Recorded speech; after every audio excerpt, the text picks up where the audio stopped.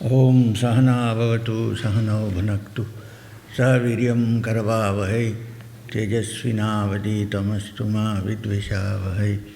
Om Shanti Shanti Shanti. Right. So, we were on the we were on the Ashtangas and we were to do the pranayama. Now prana is life energy. Pranayama therefore is controlling and bringing the prana to a certain position which is needed to go deeper into meditation. So therefore these are the rules of pranayama. Actually, prana and the breath, which is called the shvāsa, are intimately interlinked. So if you control or if you can, what shall I say, not manipulate, it sounds funny, right? Regulate. Regulate would be better. If you regulate your shvāsa, you can also regulate your prana.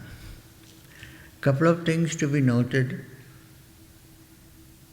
If you are agitated or if you are doing something very exciting, if you watch your breath, or when you are angry, for instance, if you watch your breath, you will find that your breathing is very fast and irregular almost. On the other hand, when you are reading something interesting, listening to some beautiful music, watch your breath. You'll be very quiet and slow. The rhythm would be a very peaceful rhythm. So, if your moods can regulate your breathing pattern, the question is, can we, through regulating our breathing pattern, change our moods or state of mind? The same thing, right? Moods and state of mind. So therefore, this entire science of pranayama is being given to us. There are ways and means to regulate the breathing process so that you regulate the prana. So why do you need to regulate the prana? Simply because when you practice any sadhana connected with your breath, what you should understand is that according to yogic science, the human body has innumerable nāḍīs, maybe 100 or more nāḍīs. When you say nāḍīs, it means channels through which prana moves. And it's usually haphazard. And also sometimes it is high at some point, low at some point. It's altogether a crazy movement of prana in the body. This is actually what prevents us from calming down and meditating. This is what prevents us from quietening the turbulent mind. The mind is turbulent because of the movement of prana here and there in the system, in all the nāḍīs. So, the aim of the yogi is to calm down this movement and use your mind to make sure that the prana, instead of moving erratically through all the nāḍīs, comes together in one place. This is what pranayama is mainly used in, for instance, Kriya. And then to draw it up. So according to our anatomy, physiology, yogic, which is slightly different from Gray's anatomy.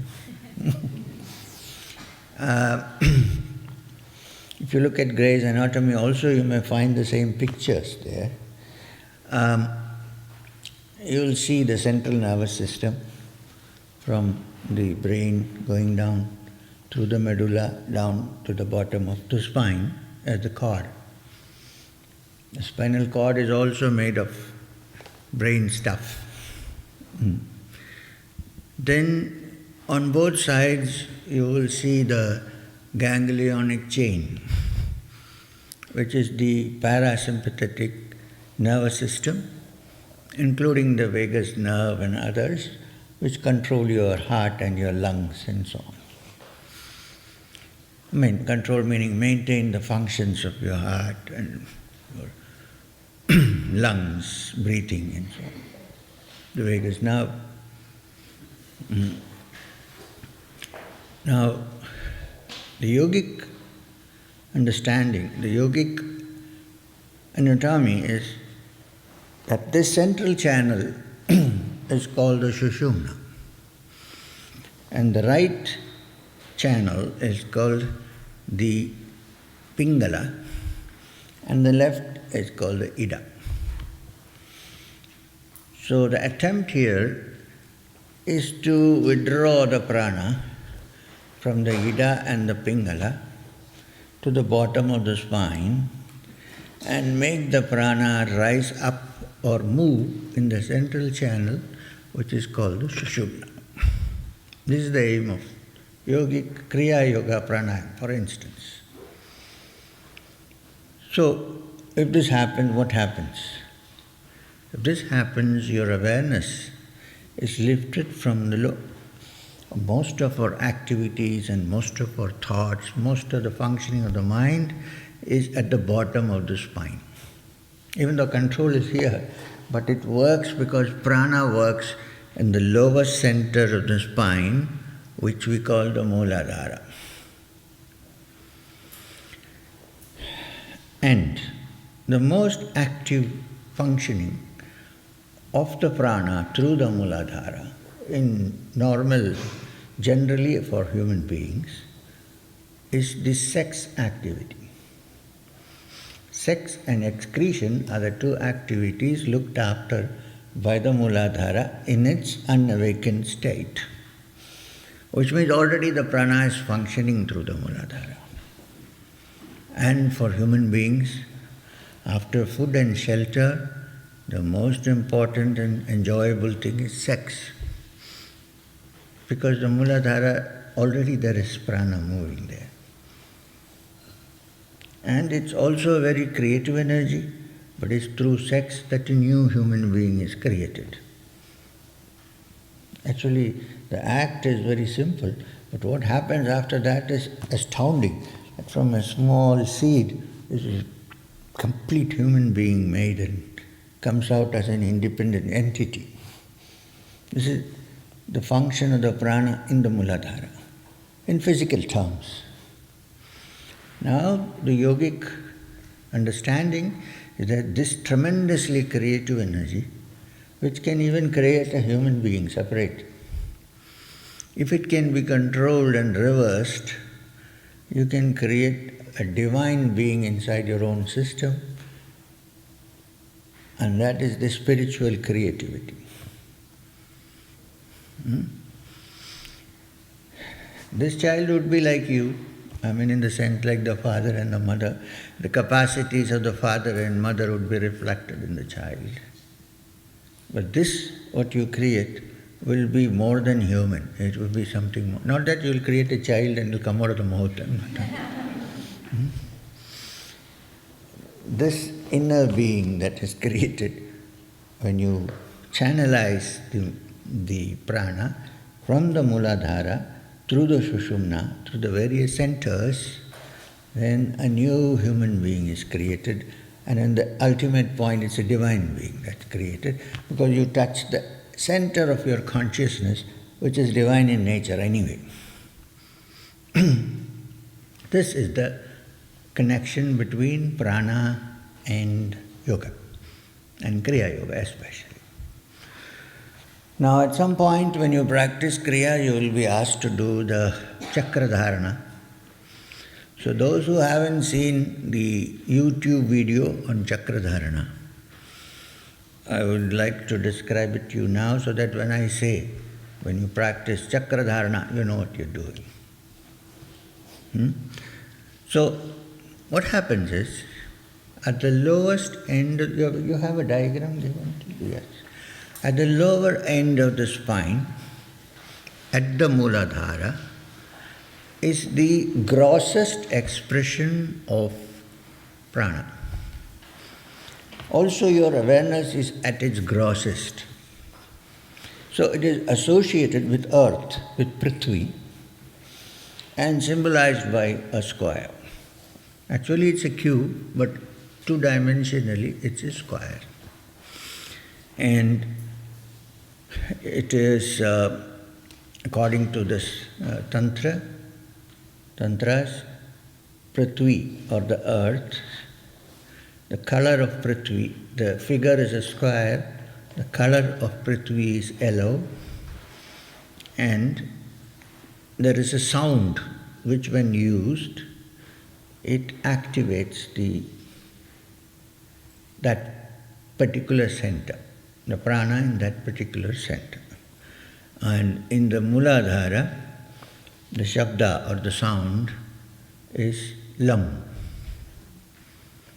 Lam. Now, as the prana moves upwards, now not the prana but the purified form of prana, most important prana, also sometimes referred to as mukhya prana, Shuddha prana, mukhya prana, most important prana. In some tantric texts it is also called kundalini. It is the prana in its refined form. And I deliberately try not to use the word kundalini because it's a word so bandied about. You can pay $10 and raise your kundalini in the internet. So you have to be careful. You can laugh, don't worry. So, now that is the Mūlādhāra. So, when you say Prithvi, solid, it means earthly. Your mind is still stuck to the earth. Now you need to make your awareness sharper, a little more sharper, a little more refined. So the next center, above the spine, you'll see it in the picture, on the spine, is called the Svādhishthāna. Now the Svādhishthāna is the center of the watery element. What is the watery element? That which is subtler than the solid. If you need to move a solid from here till there, you need to take it and lift it there and put it there. What happens to the liquid? Just it moves. So it's subtler. It has acquired the capacity of motion. And this is called the Jala Tattva. Also called the Āpas Tattva. In tantric terms, Āpas is not different from Jala. Āpas Tattva. Āpas is the watery element, which means you are raising your prana, mukhya prana, from the gross awareness of the three-dimensional world to the slightly more moving watery tattva. And the symbol is a crescent moon. Now this crescent moon, there are many reasons why the crescent moon is used as a symbol. One is, if you put any liquid in a tube and look, you won't have a flat surface. It has an upper meniscus and a lower meniscus. It's just like a crescent. One reason. Second reason is the Āpas Tattva and the second chakra, which is known as the Svādhishthāna, is associated with the moon, Soma. And like Shiva is called the Soma Shekhara because he sits with a crescent moon on his head. all the Shaktis from Bhadrakali to Durga and various, all of them have this crescent on their headdress, Soma. Soma also means what is drunk in ecstasy by the ancient rishis, Soma rasa. And moon is Soma. So you are drinking the moon, which means you are drinking with your imagination. So it is the center of imagination. And this crescent can be used positively or negatively. We know of cases where certain tribes in the Middle East adopted the crescent, fought many battles and won them, not knowing what it is all about. So crescent is a great symbol which is considered sacred in the Tantras. Now, Soma or the moon is also associated with our imagination. It's called Kriyā-śakti in Tantra. Not Kriya Yoga, but Kriyā-śakti, which means that the human being is the only being in this physical kingdom who has the capacity to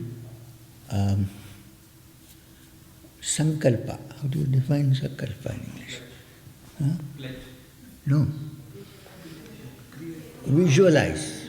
The animals are very intelligent, no doubt, but they don't have the capacity to visualize. Now the visualizing capacity is a divine element which belongs to the creating gods, which has been given to human beings. So if you know how to use your imagination, if you visualize something, and if you are one-pointedly doing it but in a relaxed manner, what you visualize can become a reality. How do you build a house? You first visualize what you want. Then you call the architect and he draws a few plans and you look at it. And then finally the house is up. Where did it start? It started with your visualization. So when your sankalpa becomes really extraordinarily fine, subtle and strong, then what you visualize becomes a reality. That's why we say first visualize the chakras. After some time the chakras become a reality. And all this is because of the connection with the moon, because the moon, Chandrayaan went there, that's okay.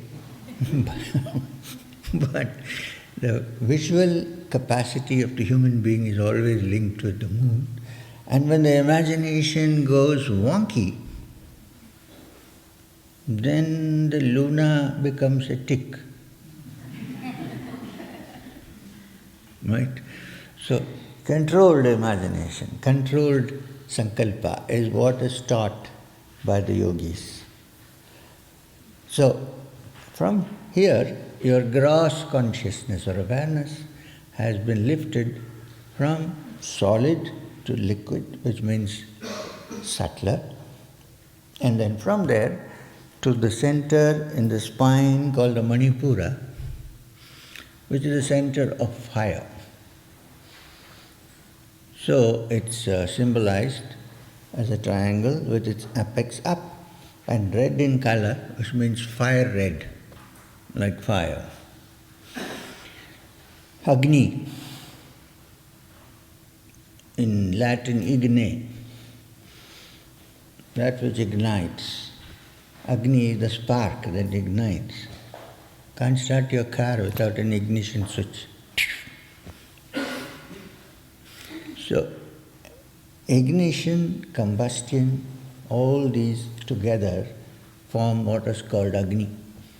Agni is also the symbol of desire, the fire. Aren't you sometimes burnt by the desire to do something? Burning with the desire to something? Nobody says, I'm watering with the desire to do something. It's a fire. And fire is a symbol of physical to the spirit, taking up, ascension. Whatever way you light a fire,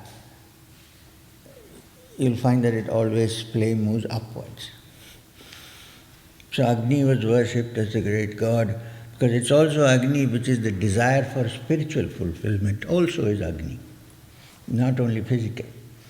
And when the desire is what you call all-consuming, it consumes everything and everything else is reduced to ashes.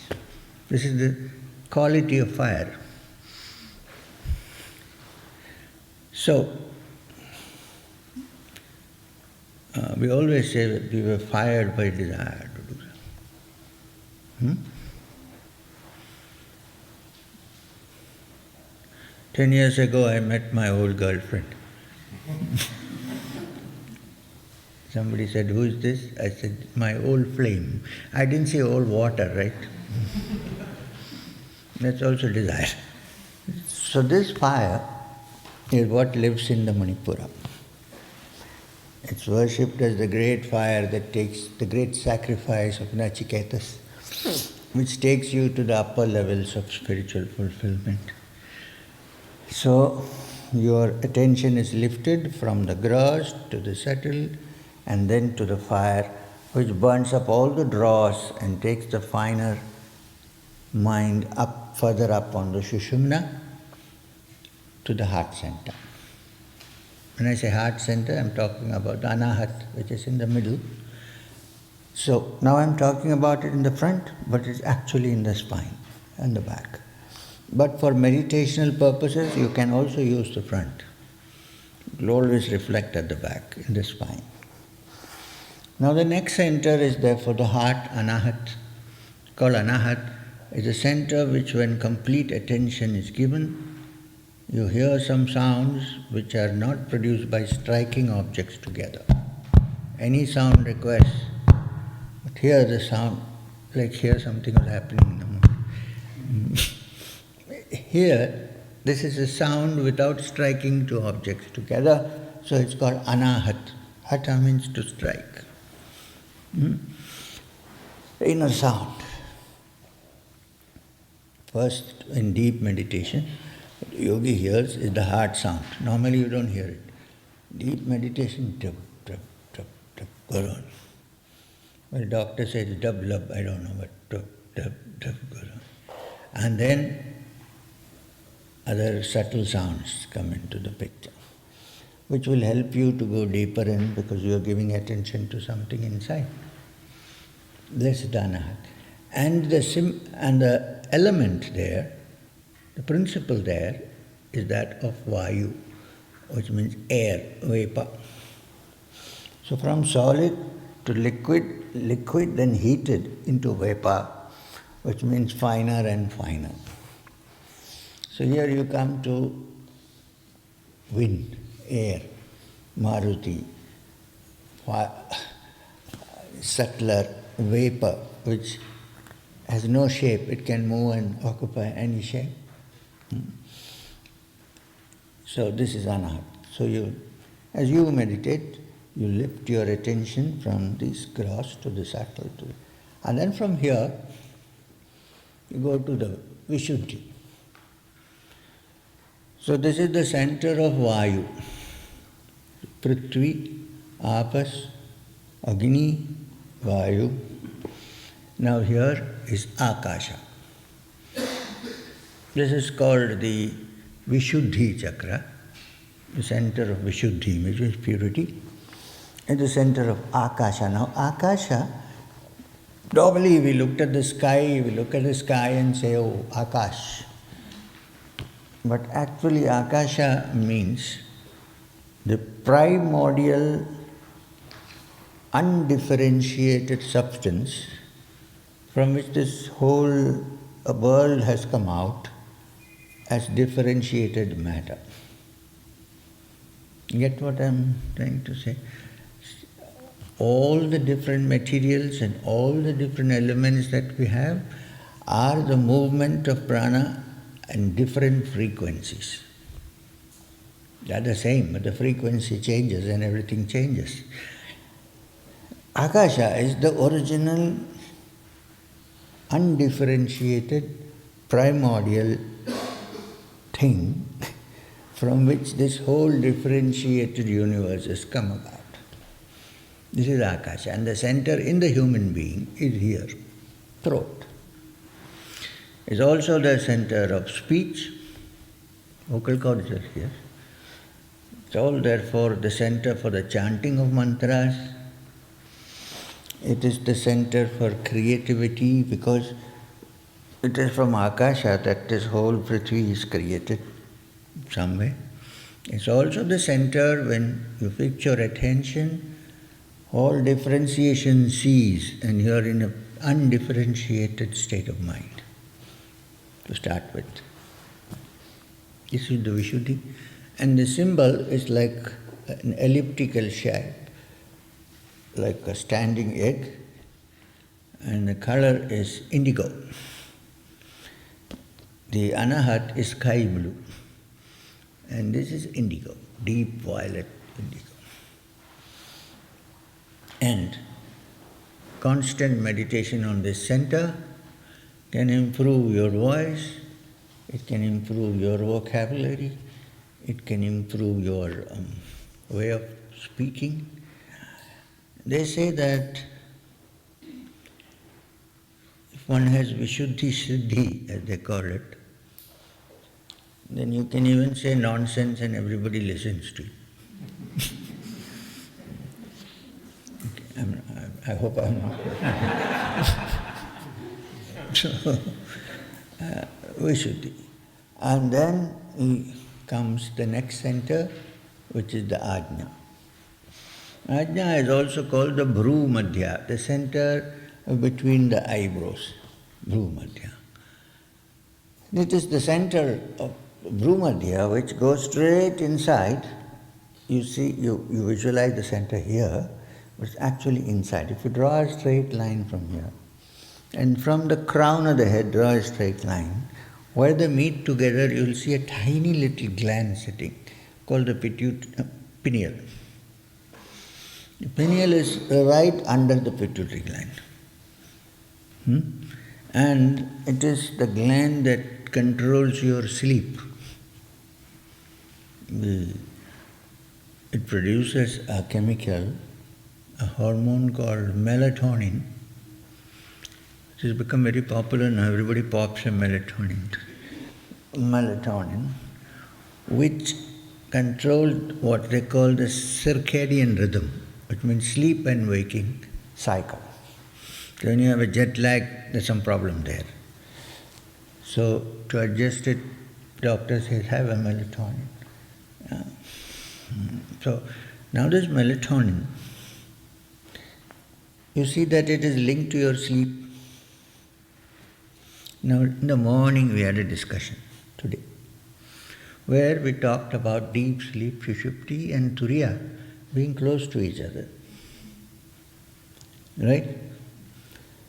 So, if that center, or if the pineal is connected to sleep, it's also connected to that which is beyond sleep, which is turiya. So, attention given to the Ajña brings about certain changes in the inner content of the pineal, and one begins to understand deeper aspects of one's being and more levels of ecstasy than you have felt in the outside world. That is the Ajña. So it's a very important center. It's considered to be the doorway to the Brahman, which is called the Brahmarandra, or Brahmadwara. Then you have the Sahasrāra, the 1,000-petal. And the sound for this Viśuddhi, the sound is hum. Hum, hum. And Ajña is Om. Om. And then there is the Sahasrāra, the 1,000-petal lotus. Now the 1,000-petal lotus, it's called 1,000 because it's a metaphor. Actually it means many petals. Now this one is like multicolored. not one color, but it's multicolored. And it's the topmost center where the human mind can go. And when the mind in its refined state reaches the Sahasrāra, then one becomes identified with the divine entity rather than with the physical body.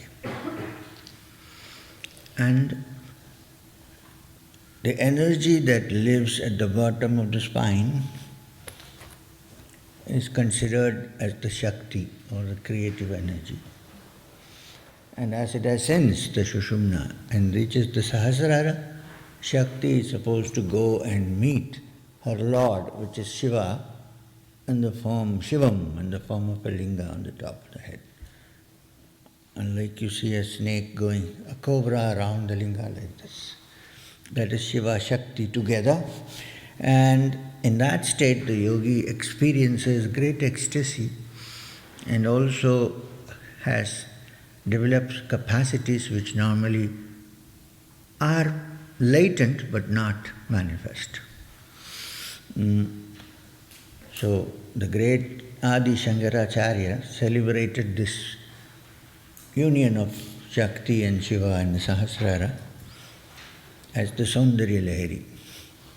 If you read the Soundarya-lahiri, you'll see many of these descriptions. Soundarya meaning beauty,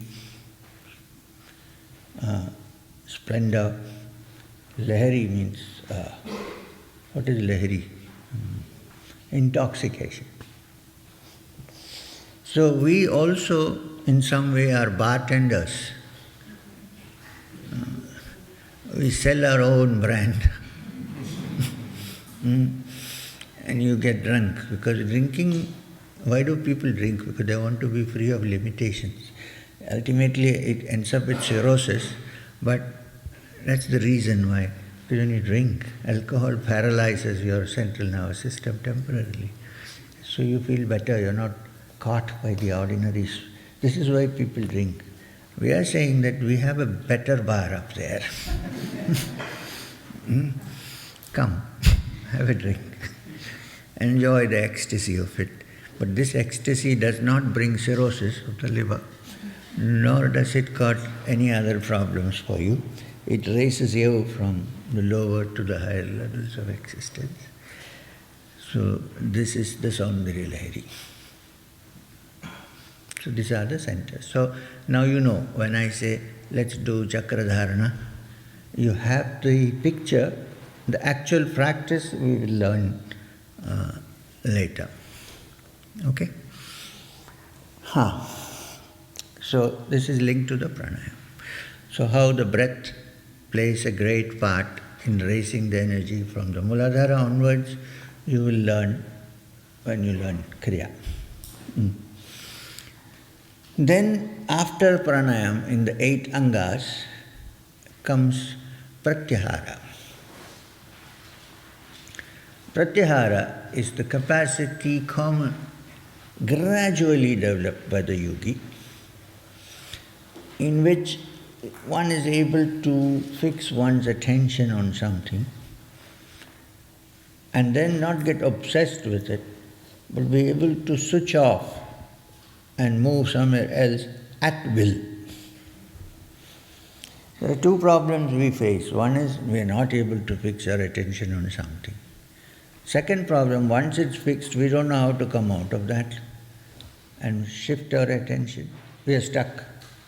The practice by which this can be done smoothly is called Pratyahara. It's usually translated as sense withdrawal, but I think it means to be able to fix your attention and withdraw it at will. So a yogi is not one who meditates when he is driving, fraught with danger for himself and people on the street, or thinks of his car when he is meditating. The yogi has one point of attention. When he is meditating, he is only meditating. When he is driving his car, he is doing it to perfection, which is a form of meditation. When you are in the office, don't meditate. Nothing is going to work. Do give full attention to what you're doing. That is meditation. And when you're at home meditating, keep the office out, you're meditating.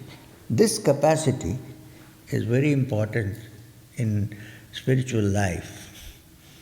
Developing this is called Pratyahara. I think last time I told you a story about Bodhidharma. Anybody remembers?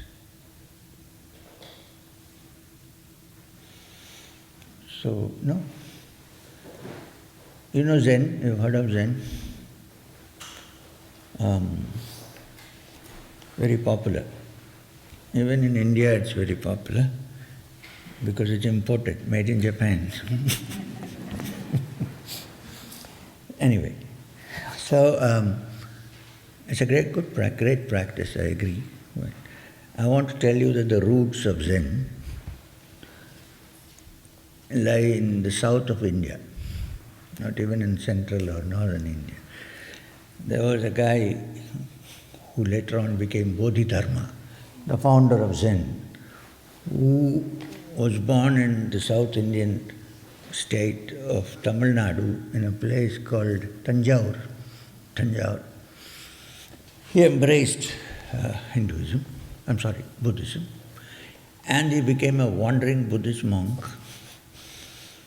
And he laid great stress on pure meditation, complete attention, which he named Dhyana Buddhism. Dhyana is meditation, right? We'll come to that, next two steps. Dhāraṇā, dhyana and samadhi. So dhyana is meditation. So in his particular brand of Buddhist teachings, people meditated for a long time, one point in attention. And he was also an expert in unarmed combat, which later on went to China and developed into karate and all other things. So he was an expert in the South Indian form of Kalaripayattu. And being a monk in those days, when you travel, you could be easily robbed by robbers and thieves and so. He was a Buddhist monk, so he's not allowed to carry weapons. So because he was an expert in this, he could handle this. So from him, it went to China. And from China then to Japan, and so on. Anyway, so unarmed combat is not our subject now. So Bodhidharma, have you seen Bodhidharmas? There were no photographs, but paintings. No. He looks solid, he looks huge, and he has unlike generally monks, he has a moustache twisted up like. So Bodhidharma went to China. He never went to Japan. It went later from there. And he was staying on the top of a hill. With a few disciples. And 3 young students searching for Bodhidharma reached the place. And you know, the word dhyan in the Chinese pronunciation became chan. Well, it went to Japan, it became more guttural, it became Zen, chan. So they came to him after searching for many days. No Google Maps. Google God has not yet been born. They searched everywhere. Finally, with their clothes torn and hungry, they reached the top of the mountain. And when they reached there, Bodhidharma was having his lunch. He had a bowl in his hand. There was soup in it. He was drinking the soup. These guys fell flat, prostrated, and said, "Sir, we have come looking for you from so far. Please teach us chan. Give us the experience of fulfillment." Well, today in Zen it's called satori. In yoga you would call it samadhi. So give us satori, give us chant, teach us how to do chant. Bodhidharma said, I'm drinking my soup. He said, what the hell is this? We came all this way, we are tired, and we're asking him a serious question, and he says, we can see it, he's drinking his soup. So they said, but sir, please teach us chant. He called somebody and said, give them their soup. So they ended up with a bowl each and a spoon. As they were drinking the soup, they said, what is this? We came for a very serious thing. We end up drinking soup. So they put the bowl down and again asked him a question. He said the same. So they said, we are also drinking our soup. He said, no, you're not drinking your soup. You are drinking your soup and you're thinking of Zen, while I am drinking my soup, and I'm drinking my soup, and I'm drinking my... This is Zen. I think you got the implication of this. One pointed attention on whatever one is doing. So I hope they got the message. So anyway, this is Pratyahara. Now, the difficulty people have in the evening to sit down and meditate, you know why? Because while you're sitting, whole day your mind is kind of divided. You're working on something, thinking of something else. Right? You're working on something else, you're thinking of the third thing. So can you expect that to calm down in the evening for 10 minutes? Not possible. So if you lead a life where you give complete attention to what you're doing, then in the evening when you sit down to meditate, you can do the same thing in meditation. This is Zen. And for that, you need to completely give your attention and at the same time relax. You will wonder, how is this possible? Because people usually associate attention with some strain. From our point of view, relaxation is concentration, attention. Now again, we need to go back to the Zen art of archery. Zen gives a lot of importance to archery. So, you have a bow, there's a bowstring out there, you have an arrow, so you pick up the arrow. The target is out there somewhere. And then you take the bow out from the quiver, fix it on the string, pull the string taut. Right? At this time, I'm not going to hit you. You can destroy me like Shiva destroyed Kamadeva. Then put tight. And now what happens? Your eye and the target and the tip of the arrow are in the same line. Total attention, right? You pull the string. Okay, all that is good. But if you want the arrow to hit this target, will you keep on holding there or will you relax? This is a Zen question. You will have to let go. If you don't let go, everything is okay, but you are still holding. After all that preparation, then you let go and it goes, hit the target. This is the secret of meditation. All attention, but the mind should be relaxed. Unless the mind is relaxed, you cannot meditate. Buddha had a very close disciple, also his relative. His name was Ananda. He was always with him. And once there was a discussion on philosophy, and Buddha gave a problem to be solved. Everybody was trying their own. But Ananda was such a one-pointed man.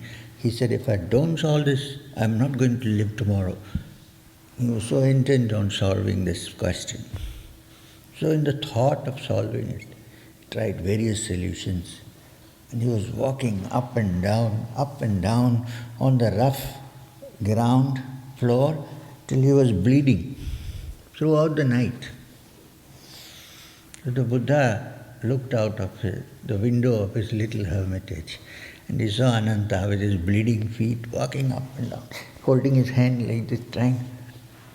So he called him, Ananda, come here. So Ananda was also famous for playing the veena. You know what is a veena? It's a musical instrument, stringed instrument. They keep it like this and play the veena. So Buddha said, I want to stop this. I want to hear some nice music. Get your veena and come here. So he went and brought his veena and sat down. Buddha said, let me adjust the strings for you. Give it to me. Buddha took the veena, started turning the knob. Ananda was horrified. He was going on turning the knob. He said, the strings are going to break. He said, okay. So he started letting go. He said, the strings are too slack. I cannot make music on this. So the Buddha said to Ananda, this is how the mind is. You make it strain it too much, it's going to break. No music. You let it go slack, still no music. Keep it in its proper order. So, suggestion, go sleep. We will think about it tomorrow. This is Pratyahara again. I think I have tried my best to explain the concept of Pratyahara. Don't look so serious. Then, I got worried, it was very easy. Relax. Okay. Now, next two steps in Ashtanga, dhāraṇā and dhyana. The last one, you could call it a step, actually it's culmination, samadhi. So dhāraṇā is the capacity developed by the yogi to give one-pointed attention to either an object or a symbol or a sound or what else is there? Either a symbol or a form or a sound. You said noun. Or the breath. Now. Or a name. A sound. When I said sound, it includes that actually. To give complete attention to that is called dhāraṇā. When the mind remains with that attention without breaking in any way, it comes only after you go through all the practices of pranayāma and pratyahara, then you become completely, the flow of your thought becomes continuous, like pouring oil from one vessel to another without break. And that one-pointed attention is called dhāraṇā. Now, when that one-pointed attention continues without break, it's called dhyana.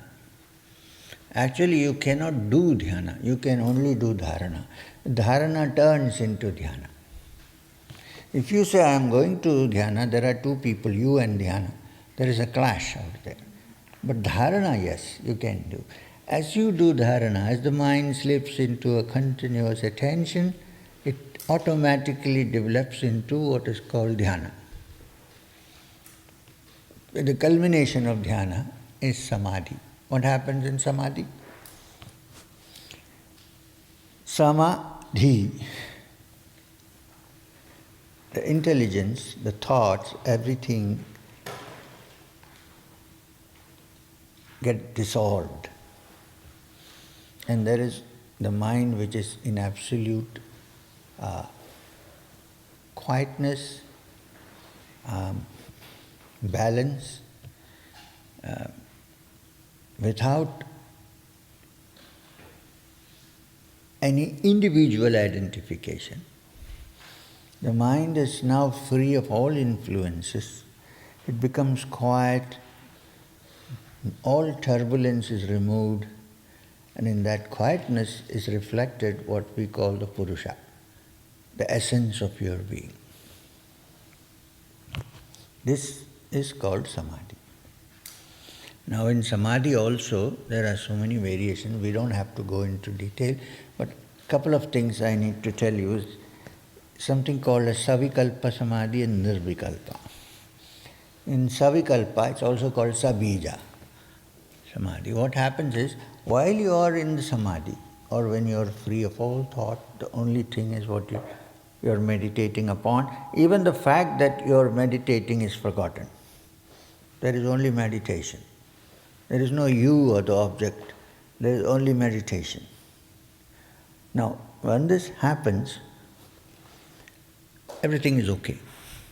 But then it changes and you wake up to the waking state again.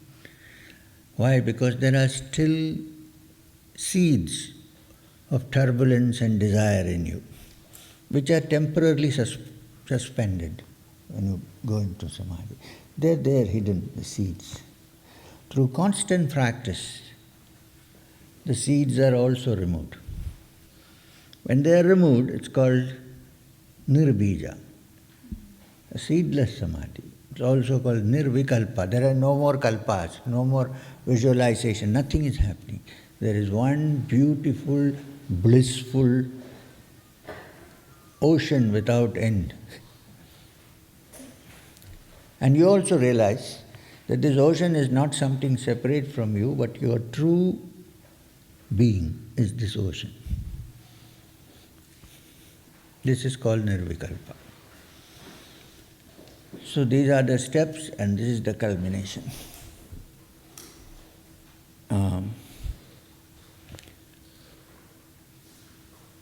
have 2 minutes to 4:30. So if you have a short question, very short, okay. So you mentioned Prana and Mahaprana. Mahaprana.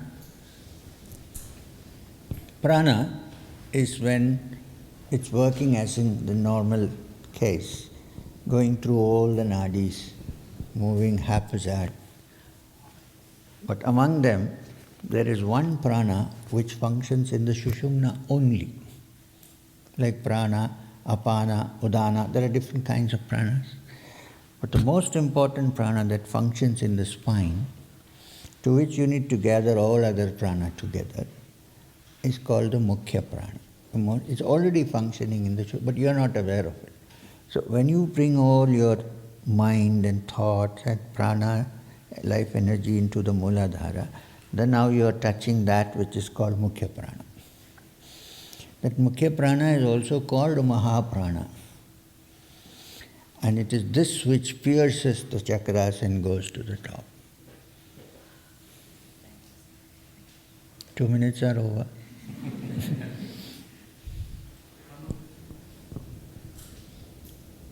Where's your young man now?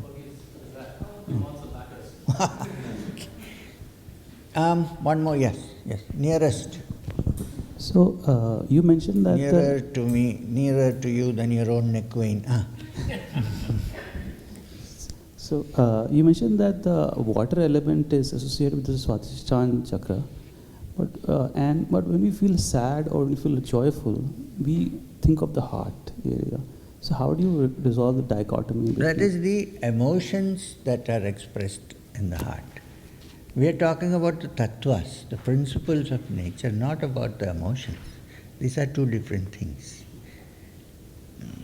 Thank you. No, it will go on like this. Yeah, 1 minute we have. What's the sound of Sahasrāra? Sound. This is a relevant question, yes. So, I said that the Ajña is Om. Well, this Om is stretched straight up and more stress is laid on the last part of Om, which is Om. This is the same. The Ardha-mātra of Om is the Sahasrāra chakras, Bijākṣara. So, that is why people draw like this, lifting the Om from here up to here. And every morning actually if you stand up and do like this, you don't have to draw the Chandan, like this. You'll find a marked difference when you meditate on the Ajña. You don't have to be a Vaishnava Babaji to do that every day. So now it's time. Shat chakras are starting from Mūlādhāra to the Sahasrāra. That we will discuss later. Yes, I did. I own it. What I said was there are many other minor centers in the Sahasrāra which also need to be activated, which is generally not stated. That is why you do the Brahmari. When you do the Brahmari, I'll explain that. Okay?